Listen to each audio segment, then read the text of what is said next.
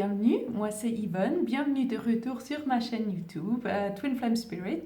Aujourd'hui avec un nouveau sujet, peut-être vous l'attendez déjà parce que vous avez regardé la vidéo de la semaine passée. Si vous n'avez pas encore vu, allez le regarder, elle se trouve là, une vidéo, oui, qui était les 7 signes, comment savoir que vous étiez en séparation d'une fausse flamme jumelle. Encore une fois, une fausse flamme jumelle, c'est juste une personne de qui vous pensez que c'est votre vrai partenaire, votre vraie personne, la bonne personne. En fait, ce n'est pas le cas, donc on l'appelle une fausse flamme jumelle. Donc, pour faire le contraste, aujourd'hui, on va parler des 7 signes. Je vais vous donner 7 signes pour savoir si vous êtes en séparation d'une vraie flamme jumelle. N'est-ce pas? Vraie flamme jumelle, encore une fois, ça veut dire que vous avez trouvé la bonne personne qui est en fait votre flamme jumelle, mais vous êtes en séparation en ce moment actuellement parce que c'est pas évident de vivre une relation flamme jumelle qui n'est pas guérie. Donc c'est fort possible que vous vous soyez rencontrés, ensuite séparés, justement parce qu'il n'y avait pas le savoir, il n'y avait pas comment mener cette relation qui est assez particulière. Mais encore une fois, je veux souligner que je vous donne ces signes toujours dans la meilleure des intentions. Donc j'ai une très bonne intention de vous donner des signes parce que j'aimerais vous guider et vous partager mon expérience et vous aider sur votre chemin. Et c'est en aucun cas, c'est des choses à prendre littéralement toujours, et si vous n'arrivez pas à cocher les 7 choses, vous dites ah alors et maintenant je suis perdue. Fiez-vous toujours de votre cœur, je n'arrêterai jamais à le souligner, c'est vraiment très important. Fiez-vous de vous-même, ça c'est l'essentiel.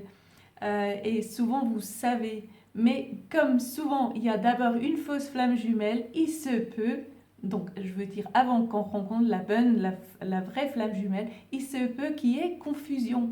Donc j'essaie de vous aider par ces points pour pouvoir vous guider justement à peut-être savoir si oui ou non vous êtes en présence d'une vraie flamme jumelle ou d'une fausse.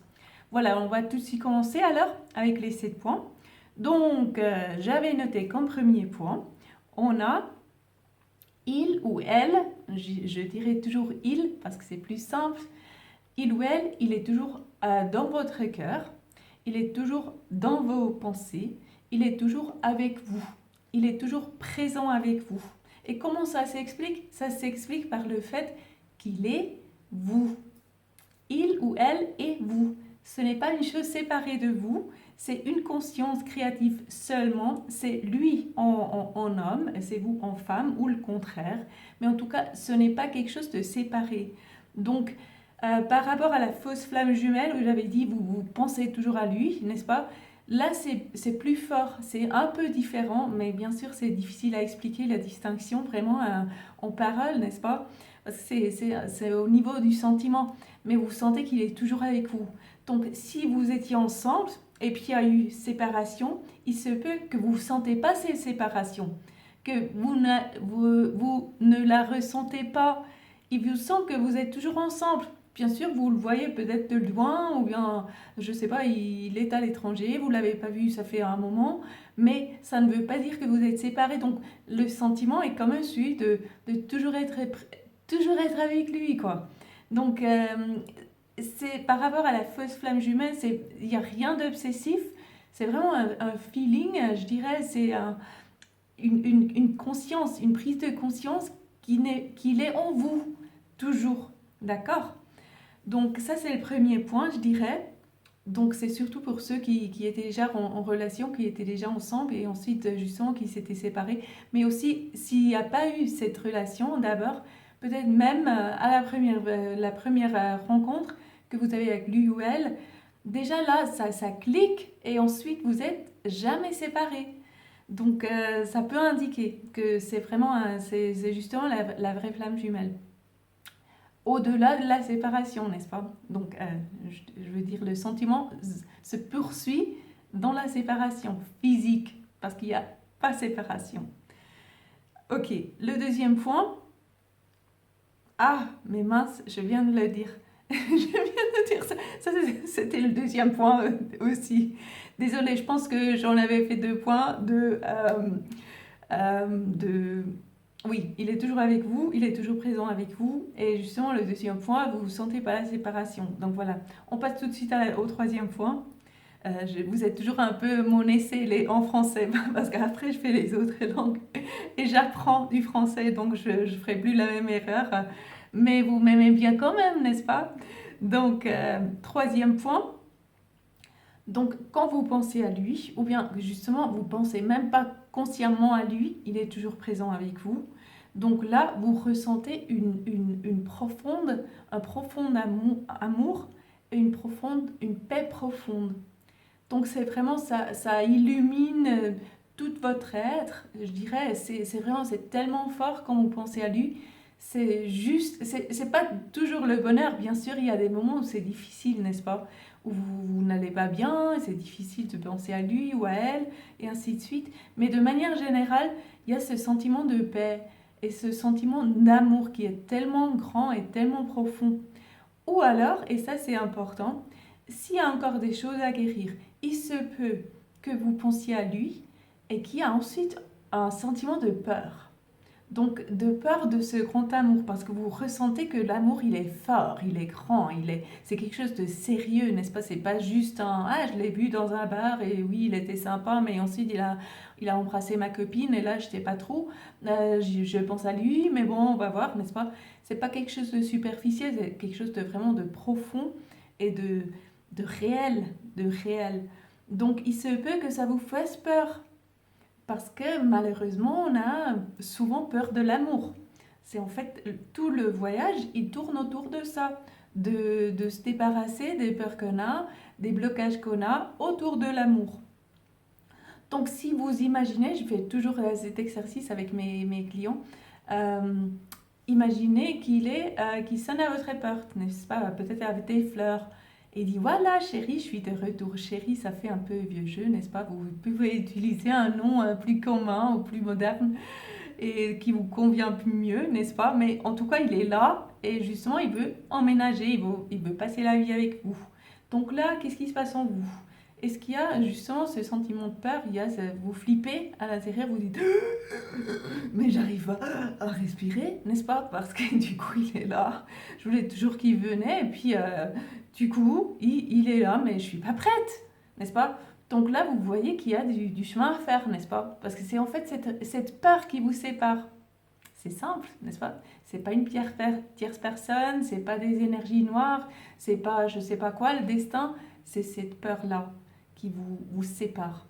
Donc, vous avez sur quoi travailler avec l'exercice du miroir. Je vous montrerai volontiers comment faire. Voilà, ça c'était le troisième point. Le quatrième ensuite. Voilà, alors, si vous suivez notre enseignement, qui est de Twin Flames Universe, qui est celui de on garantit que vous pouvez vous unir avec votre flamme jumelle si vous le choisissez. Il faut le choisir, n'est-ce pas? Parce que tout dans la vie, il faut le choisir. Si vous voulez une jolie voiture, il faut la choisir, il faut aller l'acheter, n'est-ce pas? La flamme jumelle, il ne faut même pas l'acheter, mais il faut la choisir tout de même.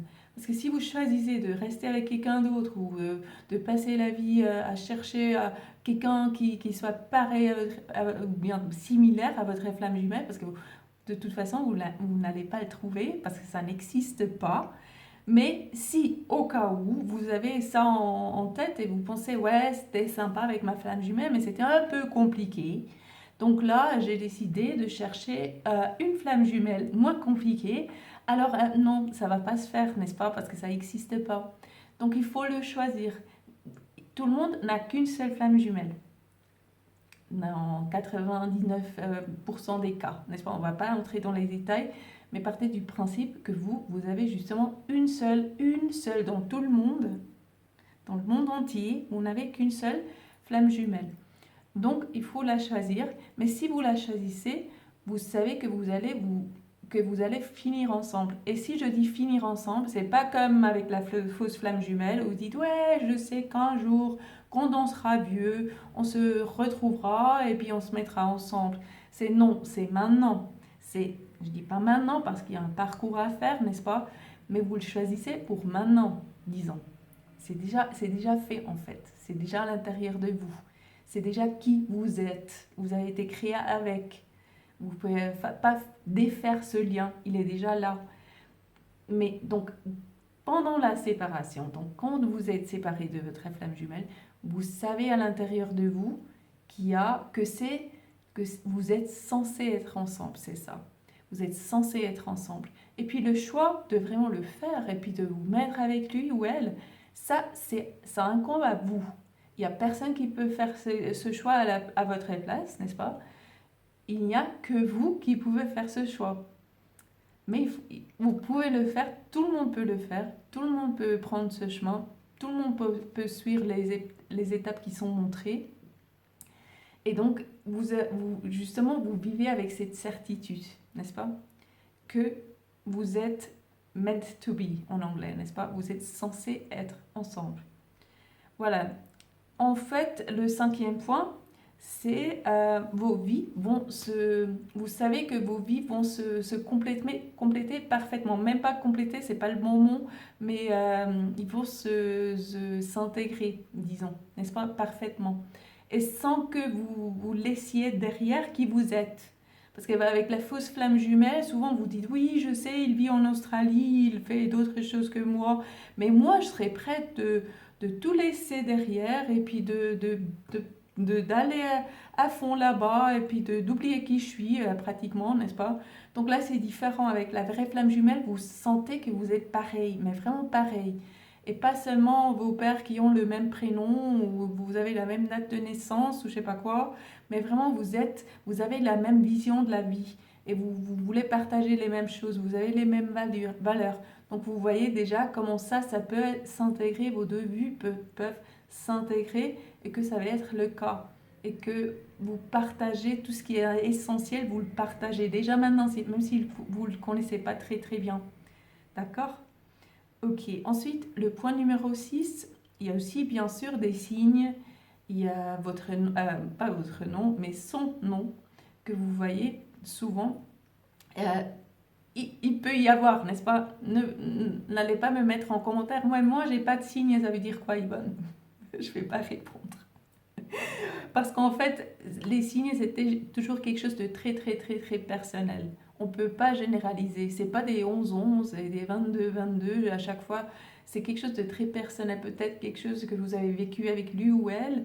Du coup, vous voyez ça quand vous êtes en plein doute, ça se dit, vous avez des doutes, n'est-ce pas? Donc du coup, il y a son nom qui apparaît, ou bien justement quelque chose que vous avez vécu. Donc c'est seulement vous qui savez que c'est votre signe, et que c'est un signe pour vous et pour lui ou elle, n'est-ce pas? Donc voilà, il peut y avoir des signes aussi, comme avec des fausses flammes jumelles aussi, comme on a dit. Ensuite, le 7e point, comme toujours, c'est le plus important et c'est ce qui change tout, n'est-ce pas? C'est la vraie distinction entre une fausse et une vraie flamme jumelle. Et tout ça, donc le 7e point, il est déjà présent dans les points que j'ai dit jusqu'à maintenant. Mais je vais quand même le nommer séparément comme ça parce que justement, c'est ce qui fait toute la différence. En fait, votre vraie flamme jumelle,